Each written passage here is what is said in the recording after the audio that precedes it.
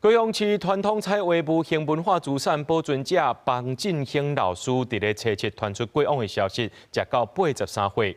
房振興老師呢有真儕作品，上界特殊的，就是用磚頭手拌去溫染料，用燉的方式替這廟尪仔來食色。也若這文化部也安上佇咧10月個別式頂頭頒發着金庸章，來感謝着房振興老師對傳統彩繪付出。家己想家己畫，2當安尼會當畫起來，互我感覺足滿意。咱家度展開，咱了解家己上滿意的作品，伊是高雄市頭一個登錄無形文化資產的傳統彩繪保存者房振興。即擺傳出房振興老師佇咧初七已經往生啊，享壽83歲，互大家感覺真唔甘。高雄市歷史博物館表示，房振興是一位天生的畫家，只要看文字的小界，就會當畫出傳神的人物畫。尤其是用手部甲整知影一演一演上色的做法，更是伊獨門的畫法。房振興一生除了佇中南部的廟寺留下儕作品以外，對傳統彩繪傳承嘛付出真儕心力。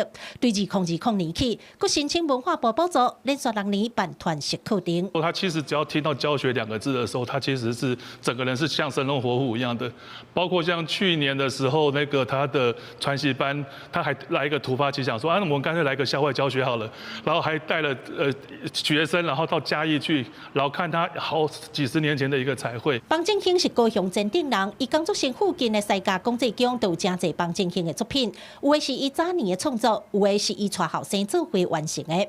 廟方人員講，房老師定定帶學生囡仔來這上課，親像廟門的門神甲門道頂的彩繪，攏是伊工課的題材。他的鬍鬚很逼真，很細膩。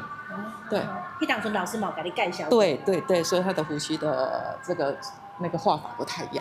高雄歷史博物館表示，房振興老師的告別式第10月舉辦，到時文化部也會頒發金庸章，感謝其對傳統彩繪貢獻。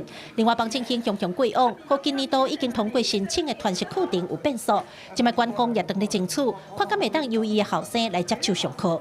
記者柯卡祖、邱超陽、高雄場報道。